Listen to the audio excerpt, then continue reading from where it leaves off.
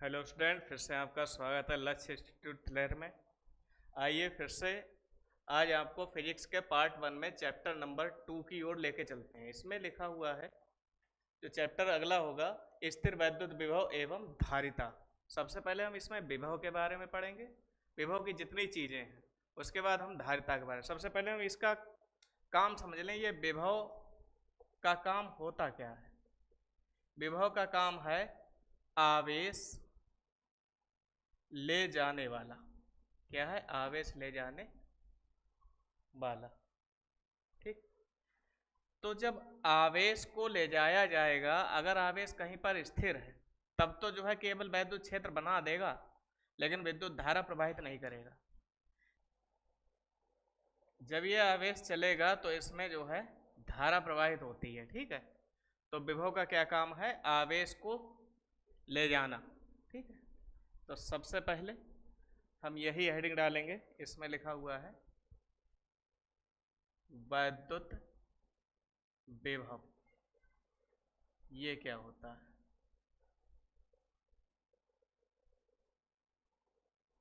Electric potential.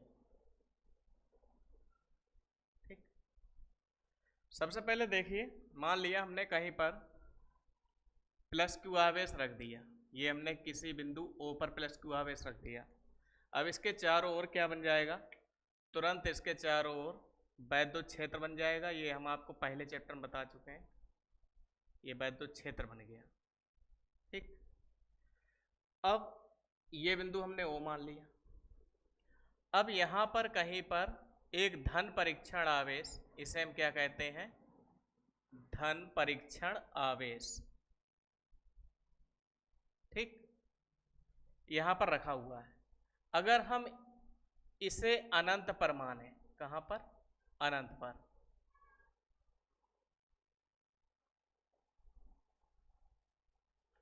अनंत पर माने तब क्या, ये बताओ, ये वैद्युत क्षेत्र के अंदर तो है नहीं, वैद्युत क्षेत्र के बाहर है, यानी कि ये इस पर कोई प्रभाव नहीं डाल रहा है।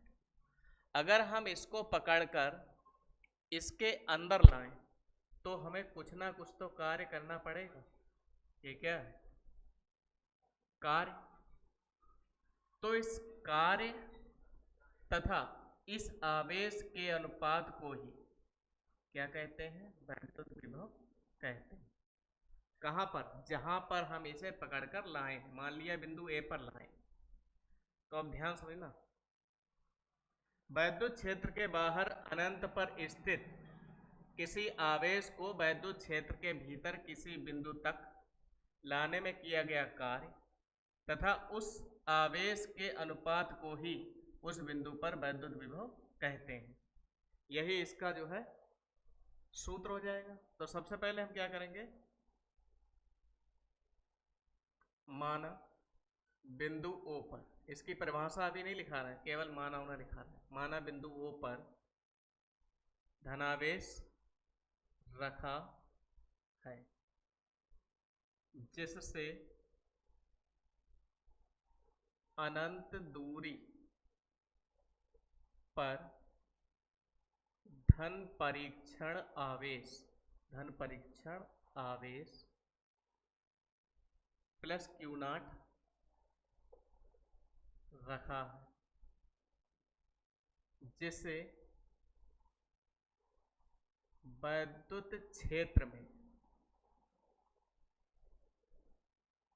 स्थित बिंदु ए पर लाने में किया गया कार्य W है। तब बिंदु ए पर, बिंदु ए पर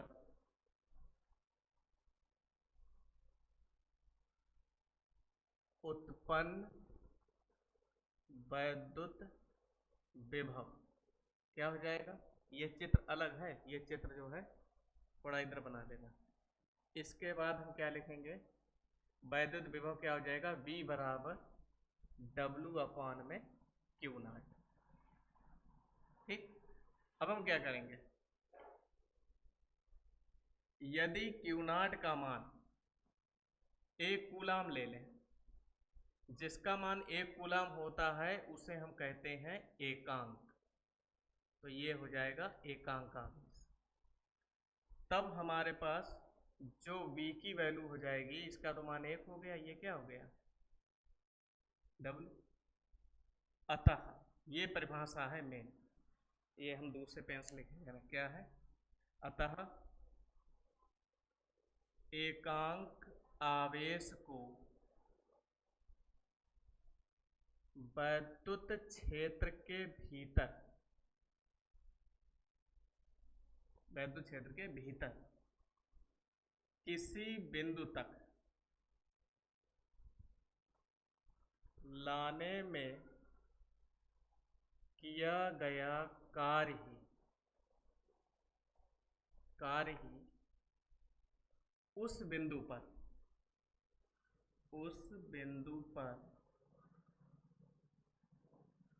वैद्युत विभव कहलाता है। ये परिभाषा हो जाएगी इसकी, ठीक। ये आप जरा सा चित्र बना लेना थोड़ा साइड में, ये यहाँ से ऐसे करके लिख के, ये मेन परिभाषा है। परिभाषा फिलहाल पूछता नहीं जल्दी, हमें पता होना चाहिए ये होता है, ठीक है। अब इसका मात्रक वगैरह क्या हो जाएगा, ध्यान समझें।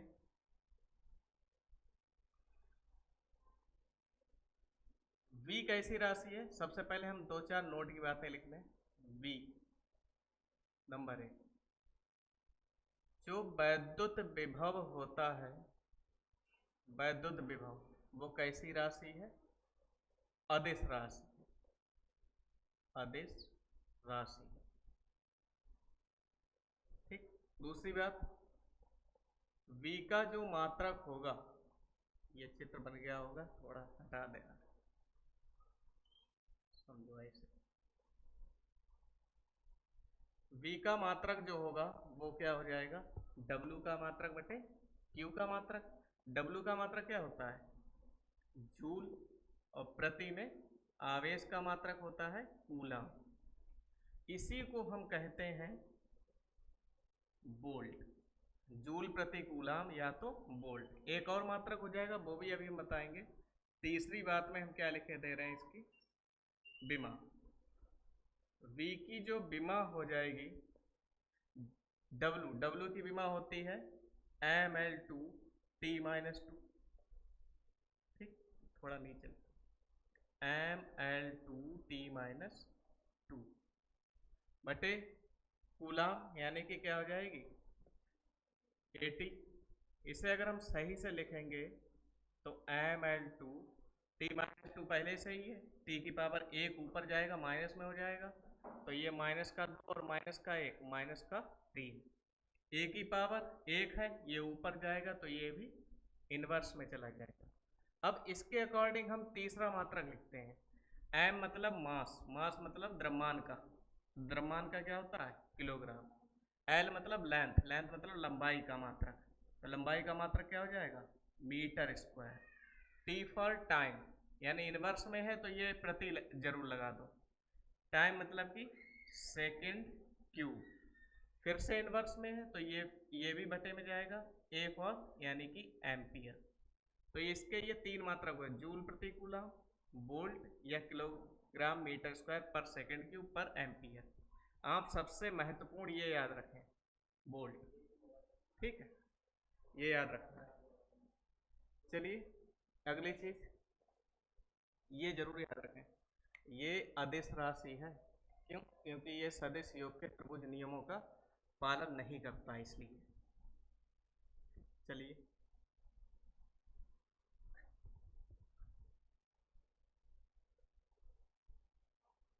अब फिर से समझिए, सेम टू सेम ऐसा ही अगला टॉपिक समझाएंगे, उसमें देखिए क्या होगा। वैद्युत विभवांतर, वैद्युत विभवांतर यानी कि विभवों का अंतर, इलेक्ट्रिक पोटेंशियल डिफरेंस, ये क्या होता है, बहुत ध्यान समझे, सेम टू सेम ऐसा ही टॉपिक। मान लिया बिंदु O पर प्लस Q आवेश रखा है, तब इसके चारों ओर क्या बन जाएगा, एक वैद्युत क्षेत्र E का निर्माण हो जाएगा। पहले आवेश कहीं बाहर था, अब क्या है, अब आवेश हम यहाँ पर उठाकर ला चुके हैं, बिंदु A पर ला चुके हैं। ये कौन सा आवेश है, धन परीक्षण आवेश Q0 है। अब हमें वैद्युत क्षेत्र के भीतर ही बिंदु B तक इसे लाना है। अब बिंदु B तक लाने में भी तो कुछ ना कुछ कार्य करना पड़ेगा। अब इसकी परिभाषा समझे, क्या है, माना बिंदु O पर प्लस Q आवेश रखा है, जिसके वैद्युत क्षेत्र में बिंदु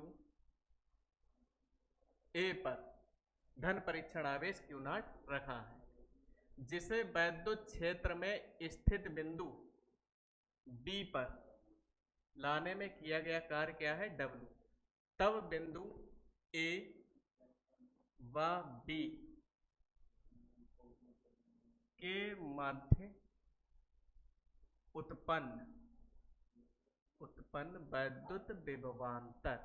देखिए जो जो चीजें हमने चेंज करी हैं वो हमने लिख दिया है यहाँ पर, ठीक। वैद्युत विभवांतर क्या हो जाएगा, देखिए ये क्या था, V बराबर W/Q0, ये हो जाएगा कहाँ कहाँ का, बिंदु A माइनस बिंदु B, और फिर क्या हो जाएगा W/Q0।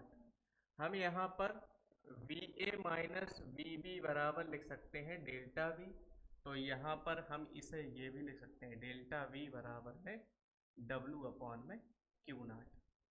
सेम परिभाषा वही हो जाएगी। यदि Q0 की वैल्यू ये हो गई तो डेल्टा V की वैल्यू हमारे पास क्या हो जाएगी, W। द एकांक आवेश को वैद्युत क्षेत्र के भीतर किसी एक बिंदु से दूसरे बिंदु तक, यह हम लिखे दे रहे हैं, क्या हो जाएगा, किसी एक बिंदु से दूसरे बिंदु तक लाने में किया गया कार्य ही उन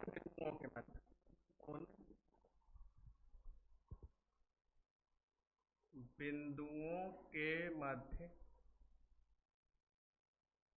वैद्युत विभवांतर कहलाता है। बस इसकी परिभाषा ये हो जाएगी। मात्रक क्या हो जाएगा, मात्रक भी वही हो जाएगा। मात्रक देखिए जूल प्रति कूलम या वोल्ट या किलोग्राम मीटर स्क्वायर पर सेकंड क्यूब पर एम्पियर, ठीक है, या ये हो जाएगा, सेम टू सेम वही रहेगा। हो गया ये भी। वो कहाँ था, वैद्युत क्षेत्र के बाहर था, ये कहाँ, वैद्युत क्षेत्र के अंदर। बस और कुछ नहीं, ठीक। चलिए अगला टॉपिक,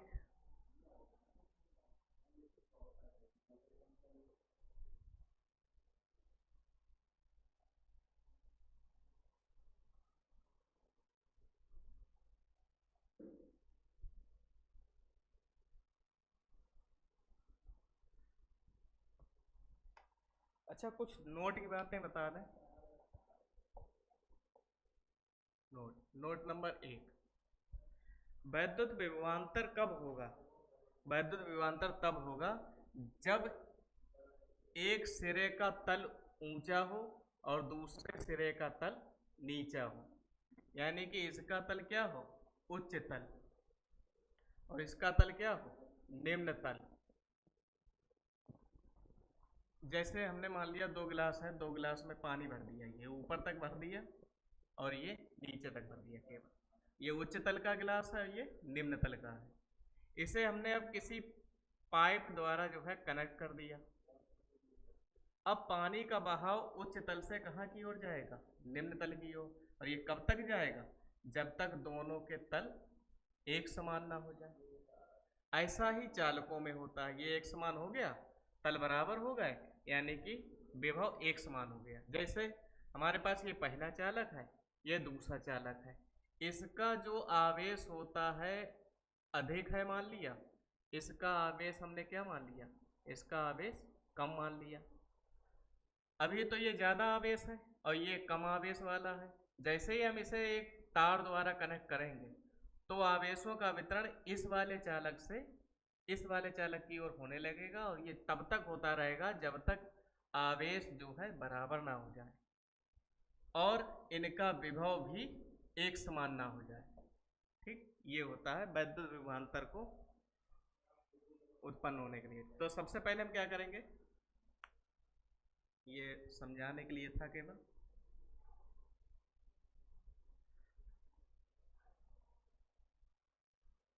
तो क्या है, वैद्युत विभवांतर के लिए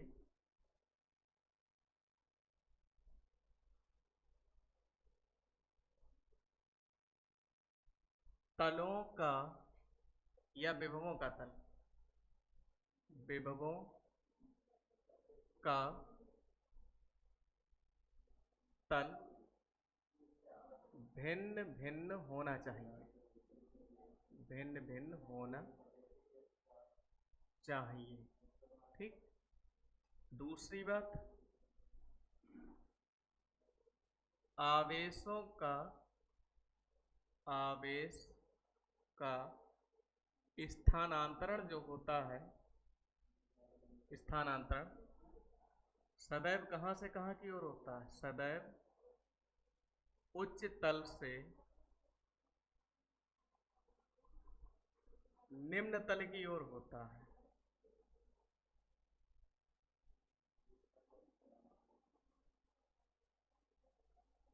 होता है।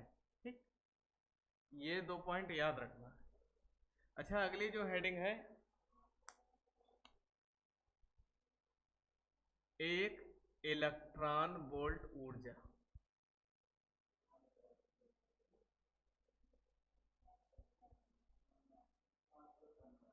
एक इलेक्ट्रॉन वोल्ट ऊर्जा या ईवी एनर्जी, ये क्या होती है?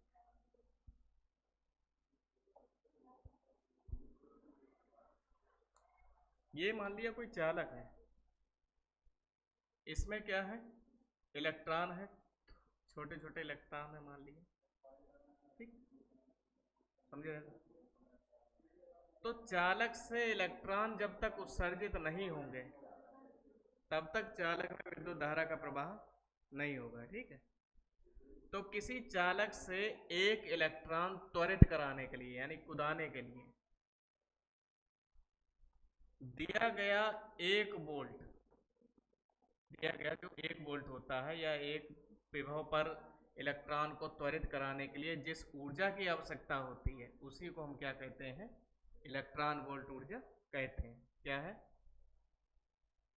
किसी चालक से एकांक विभव पर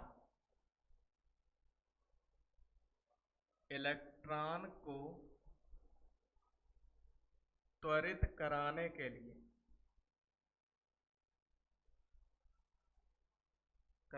लिए आवश्यक ऊर्जा की मात्रा क्या कहलाती है, एक इलेक्ट्रॉन वोल्ट ऊर्जा कहलाती है।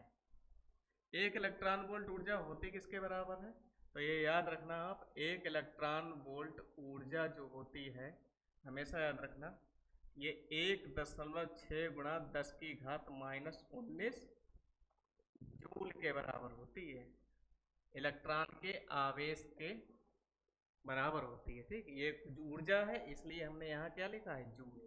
आवेश होता तो क्या होता, कूलम। ठीक, तो ये बहुत इंपॉर्टेंट है, ये फर्स्ट पार्ट से लेकर सेकंड पार्ट तक जो है ये आप वैल्यू याद रखेंगे। चलिए अगली हेडिंग, अब जैसे हमने वैद्युत क्षेत्र की तीव्रता में ई की वैल्यू निकाली थी, ऐसे ही अब हम काहे की वैल्यू निकालेंगे, वी की वैल्यू। बहुत ध्यान समझें, हमने क्या किया था, एक हेडिंग डलाई थी हमने पहले चैप्टर में, बिंदु आवेश के कारण उत्पन्न वैद्युत विभव, उसमें हमने क्या पढ़ाया था? बिंदु आवेश के कारण उत्पन्न वैद्युत क्षेत्र की तीव्रता। ठीक है। अच्छा, वैद्युत क्षेत्र की तीव्रता का जो फार्मूला आया था E बराबर 1/4 pi epsilon not Q upon में R², लेकिन इसमें क्या आएगा? V बराबर 1/4 pi epsilon not Q upon में R आएगा। ये याद रखना, इसमें स्क्वायर आया था, इसमें केवल R आएगा। एक चीज और, ये कैसी राशि है? ये राशि है सदिश, और ये कैसी राशि है? ये राशि है अदिश। एक चीज और, इसमें हम तीरों से कमाल करते थे। क्या? अगर E1 इधर, E2 इधर, दोनों एक दूसरे से विपरीत हैं, यानी कि नाराज है, तो इनका रिश्ता हमेशा क्या होगा? घटेगा। अगर दोनों का मुंह एक ही तरफ है, यानी कि दोनों साथ साथ चल रहे हैं, तो इनका रिश्ता क्या होगा? जुड़ेगा। ठीक, जब एक साथ चले तो जुड़ रहा है, जब नाराज हो तो घट रहा है। अच्छा, अगली चीज, लेकिन विभव में ये नहीं होगा। विभव में एक बिंदु पर ही B1 और B2 निकालते हैं। ऐसा क्यों होता है? क्योंकि ये कैसी राशि है? अदिश राशि है। अच्छा, एक चीज और समझो, इनमें अंतर हम बता रहे हैं। इसमें अगर प्लस क्यू है तब भी प्लस क्यू लेते हैं, माइनस क्यू है तब भी प्लस क्यू लेते हैं, लेकिन ये जो है आवेशों की कोई औकात नहीं समझता। प्लस क्यू है तो प्लस क्यू, माइनस क्यू है तो माइनस क्यू, इसे कोई मतलब नहीं। ठीक, इसमें क्या होता है कि सीधे सीधे V का मान अगर हमें निकालना है, चाहे कुछ भी हो, B1 प्लस B2 हो, B3, कहीं पर भी हो, जुड़ेगा। लेकिन इसमें हम दिशाओं के आधार पर जोड़ेंगे और घटाएंगे। बस ये पॉइंट याद रखना है आपको। ठीक, तो चलिए अगली इस वाली हेड में चलते हैं। ठीक,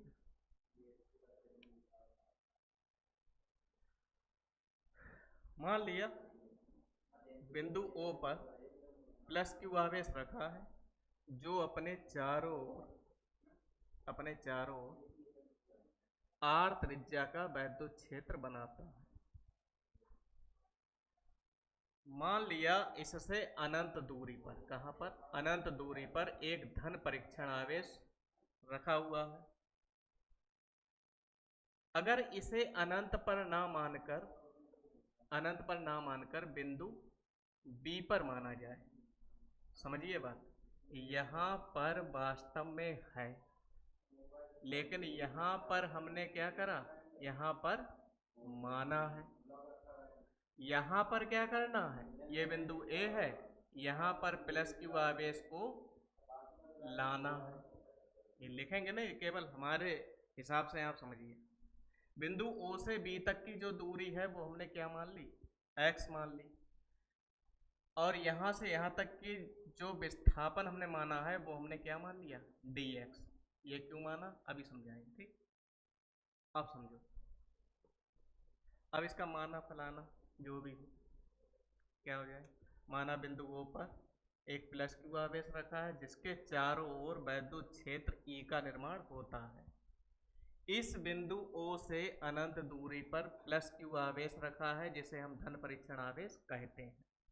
अगर इस भैया को अगर हम यहाँ ना मानकर बिंदु B पर माने, तो बिंदु O और B के मध्य जो कूलाम बल लगेगा वो क्या हो जाएगा? 1/4 pi epsilon not Q into Q not upon में R² होगा या कुछ और होगा? बताओ। यहां से यहां तक की दूरी देखेंगे, क्या हो जाएगी? x²। समझे? क्या हो जाएगी? x²। तो इसे हम मानेंगे समीकरण 1। सबसे पहले अच्छा लिखाते चले, बाद में जो है डेरिवेशन करें। सबसे पहले क्या होगा? माना होना। रोक दो, अच्छा लिख दें माना।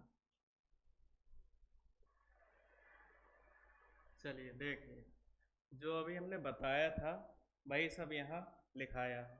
माना बिंदु O पर प्लस क्यू आवेश रखा है, जिससे अनंत दूरी पर कोई धन परीक्षण आवेश Q नॉट रखा है। यदि Q नॉट को अनंत पर ना मानकर कहाँ माना गया? B पर माना गया, तब बिंदु O और B यानी कि प्लस क्यू व प्लस Q नॉट के मध्य लगने वाला जो कूलाम बल होगा वो क्या हो जाएगा, F बराबर 1/4 pi epsilon not Q1, Q1 की जगह पर ये, Q2 की जगह पर ये, और बटे में दूरी का स्क्वायर, दूरी क्या है इनके दोनों के बीच में, x का स्क्वायर। ठीक, अब हमें ये बताइए, अगर हम इसे पकड़कर इसके पास लाएंगे तो प्लस क्या चाहता है कि प्लस हमारे पास नहीं आए, तो यानी कि अगर हम इसे पकड़कर यहाँ पर अगर लाएंगे भी तो बल के विरुद्ध कार्य होगा।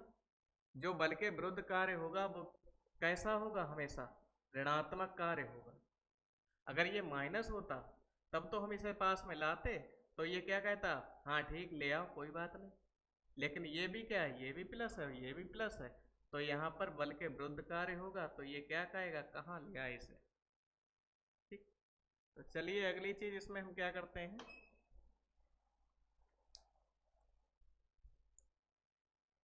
यदि प्लस क्यू नॉट को प्लस क्यू के समीप आर दूरी तक लाया जाए, आर दूरी समीप, एक मिनट, dx विस्थापित किया जाए, तब किया गया कार्य ऋणात्मक होगा, क्योंकि प्लस क्यू व प्लस क्यू नॉट व प्लस क्यू के मध्य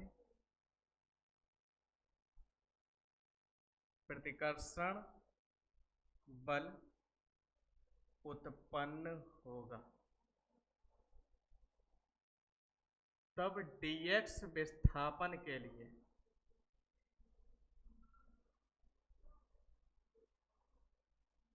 किया गया आंशिक कार्य क्या हो जाएगा, dw क्या हो जाएगा, बल गुणा विस्थापन क्या है हमारे पास, dx, और हमने अभी बताया था ऋणात्मक कार्य होगा तो यानी कि माइनस। अब हम क्या करें, f की वैल्यू रख दें, f की वैल्यू क्या हो जाएगी,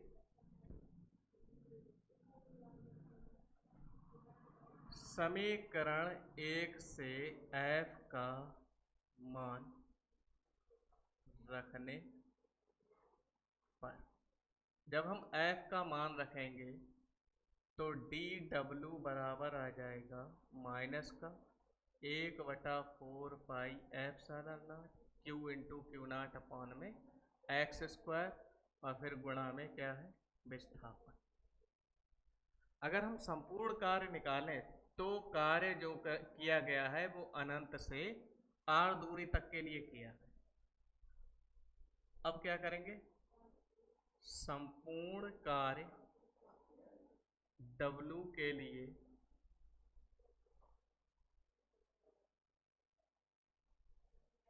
अनंत से r दूरी तक किया गया है, तब जो W हो जाएगा वो dw का समाकलन, कहाँ से कहाँ तक, अनंत से r तक। अब हम dw का मान रख दें, ये dw का मान रखे दे रहे हैं, तो W बराबर हो जाएगा अनंत से r तक, और ये माइनस का 1/4 pi epsilon not Q into Q not upon में एक्स स्क्वायर इंटू में dx, d जिसके साथ है वही पद अंदर रहेगा, बाकी सब बाहर निकाल देंगे। तो यहाँ पर dw बराबर में Q इंटू क्यू नॉट बाहर आ जाएगा, ये माइनस भी बाहर निकाल दो, यहाँ क्या बचेगा नीचे 4 पाई एप्सिलॉन नॉट, और ये अनंत से कहाँ तक, r तक, और ये 1 बटा क्या बचा हमारे पास, एक्स स्क्वायर इंटू में डी एक्स। अब इसे देखते हैं, सबसे पहले इतना था, इतने का स्क्रीनशॉट ले लीजिए। तो हम क्या करेंगे, चलिए ये मिटा दे रहा है, ठीक।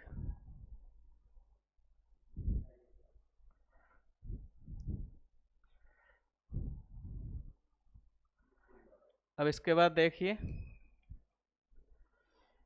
चूंकि 1/x², इसे हम अलग से हल कर दे रहे हैं, ये क्या हो जाएगा, x की पावर -2 इंटू में dx, यही तो जाएगा।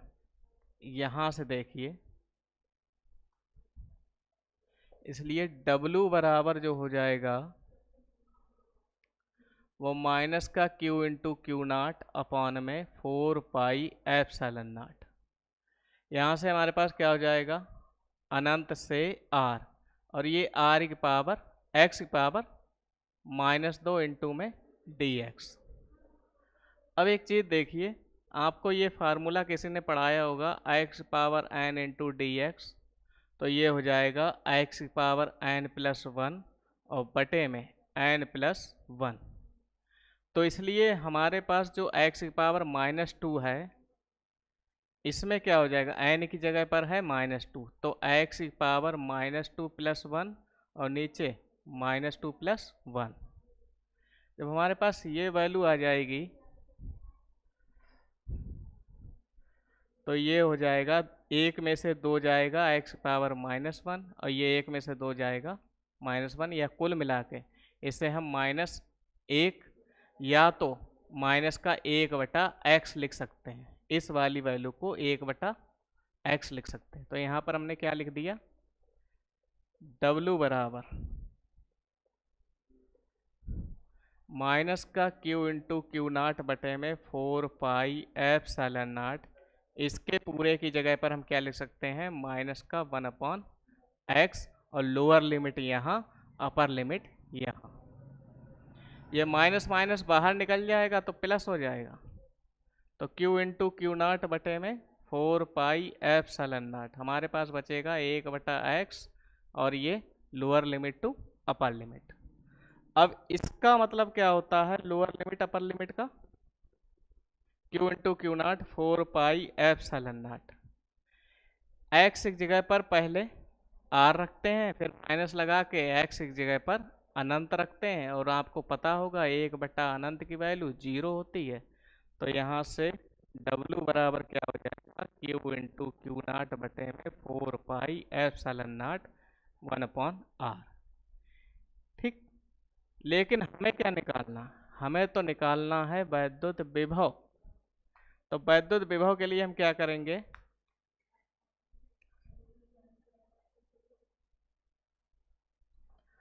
अतः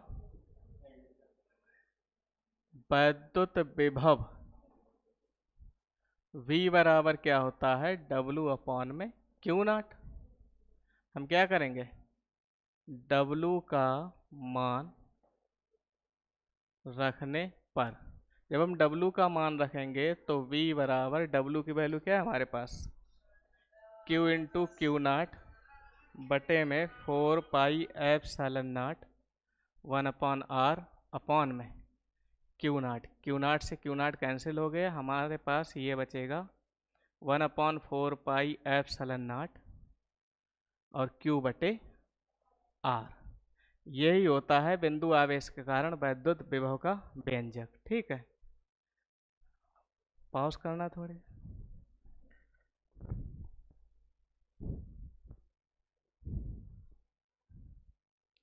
चलिए अगली हेडिंग जो है क्या लिखी है, जैसे हमने पहले चैप्टर में बताया था, वैद्युत द्विध्रुव के कारण वैद्युत क्षेत्र की तीव्रता अक्षीय स्थिति पर और निरक्षीय स्थिति पर बताई थी।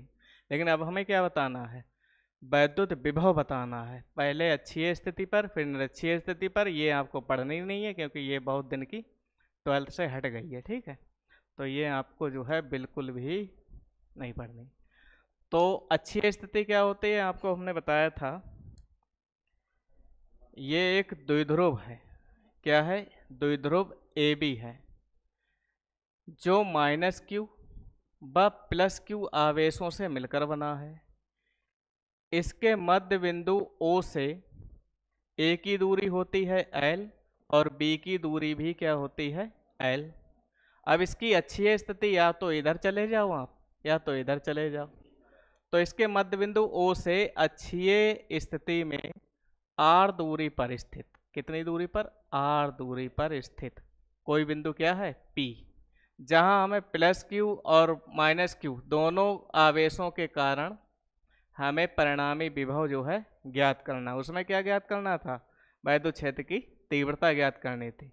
अब प्लस क्यू के कारण ये भी यहाँ पर रहेगी और माइनस क्यू के कारण ये भी हमें यहीं पर निकालना है। इनकी इसमें दिशाएं नहीं होती। दिशाएं क्यों नहीं होती?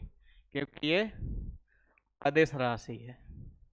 अच्छा ये बताओ, यहाँ से यहाँ तक की दूरी L है, यहाँ से यहाँ तक की दूरी R है, तो यहाँ से यहाँ तक की कितनी बचेगी? R लाठी में से L लाठी निकाल दो तो R माइनस L बच जाएगी। ठीक। अच्छा इतने में इतना जोड़ दो तो क्या हो जाएगा? R plus L। तो ये जो दूरी है ये है B से P तक की और ये जो दूरी है ये A से P तक की। तो सबसे पहले हम क्या करते हैं? माना उना लिखाते हैं। तो माना में क्या है? हम यहाँ बोले दे रहे, देखिए माना एक द्विध्रुव, ठीक, बहुत छोटा सा माना उना है, किताब में बहुत बड़ा है। माना एक द्विध्रुव AB कहाँ स्थित है? निर्वात में लिए ले रहे, निर्वात में स्थित है, जो माइनस क्यू व प्लस क्यू आवेशों से मिलकर बना है, से मिलकर बना है, जिसके मध्य बिंदु O से, इसके मध्य बिंदु O से अक्षीय स्थिति में R दूरी पर बिंदु P पर परिणामी विभव ज्ञात करना है। तब के बाद सब क्या आ जाए? तब प्लस क्यू के कारण क्या हम माने? B1 क्या हो जाएगा? 1 अभी हमने निकलवाया था, क्या बताया था? V बराबर 1/4πε0 Q अपान में R बताया था। तो 4πε0 प्लस क्यू है तो प्लस क्यू लिए ले रहे हैं, लेकिन R जो हो जाएगी वो क्या हो जाएगी? प्लस क्यू से P तक की दूरी हो जाएगी, क्या हो जाएगी? R minus L। तो ये हो गई R माइनस L, समीकरण 1। क्यों? क्योंकि B से P तक की दूरी है R माइनस L। अच्छा माइनस क्यू के कारण अगर हम देखेंगे बिंदु P पर, तो माइनस क्यू के कारण हम माने ले रहे V2 है, तो 1/4πε0 क्यू बटे कौन सा Q? Minus Q. Minus Q से P तक की दूरी कितनी है? R plus L। तो ये हो जाएगी R प्लस L। क्यों? क्योंकि AP की जो दूरी है वो है R प्लस L। इसे हम समीकरण माने ले रहे हैं 2। अब हम क्या करेंगे? बिंदु P पर परिणामी विभव, बिंदु P पर परिणामी जो विभव आ जाएगा वो V बराबर, इसमें डायरेक्ट जोड़ दो, दिशाओं से मतलब ही नहीं है। अब हम क्या करेंगे? समीकरण 1 व 2 से जब समीकरणों से मान रखेंगे तो यह क्या आएगा? V बराबर 1/4πε0 Q अपान में R माइनस L प्लस का 1/4πε0 माइनस Q बटे में R प्लस L। अच्छा दोनों में क्या कॉमन है? देखिए ऊपर से Q कॉमन है दोनों में, नीचे से 4πε0 कॉमन है, अंदर क्या बचेगा? 1/R माइनस L, और ये प्लस है ये माइनस है, माइनस कर देगा, 1/r+l। ठीक, इनसे इनकी गुणा करा दो, इनकी तिरछी गुणा करा दो। चलो, q/4πε0, इनकी गुणा r-l हो जाएगी और r+l हो जाएगी। इसकी गुणा इससे करा दो r+l, और इसकी गुणा इससे करा दो r-l। अब आपने शायद पढ़ा होगा बचपन में a-b a+b बराबर क्या होता है, a² - b²। तो यहाँ पर अगर हम ये ब्रैकेट खोलेंगे, देखिए q/4πε0, ये हो जाएगा r+l, और ये हो जाएगा माइनस का माइनस माइनस प्लस l, नीचे हो जाएगा r² - l²। अच्छा, r से r चले गए, 1/4πε0, ये बचा हमारे पास q, और ये l और l 2l, नीचे क्या है r² - l²। इतना समझो। अब ये हम इधर लिखे दे रहे हैं,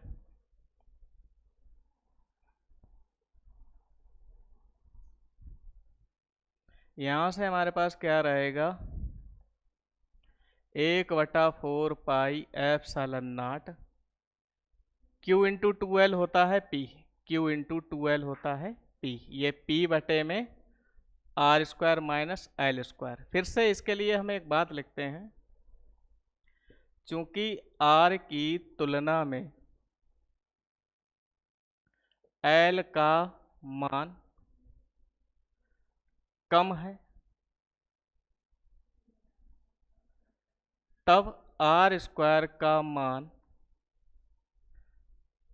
r² का नहीं l² का मान, l² का मान r² की तुलना में बहुत अल्प हो जाएगा, बहुत अल्प हो जाएगा। ठीक, अतः l² को नगण्य मानकर छोड़ने पर, नगण्य मतलब जिसकी कोई वैल्यू ही ना हो, छोड़ने पर जब हम इसे छोड़ देंगे तो 1/4πε0 p/r², ये होता है अच्छी स्थिति में। अगर p आ गया तो r², वैसे अगर केवल बिंदु आवेश के कारण है तो q/r। ये हो गई अच्छी स्थिति पर। ठीक है, तो चलिए, निरक्षीय स्थिति आपको नेक्स्ट वीडियो में, और एक और इसके साथ डेरिवेशन है जिससे वीडियो छोटी नहीं रहेगी। आज के लिए बस इतना ही, बाकी का नेक्स्ट वीडियो में। Thank you class.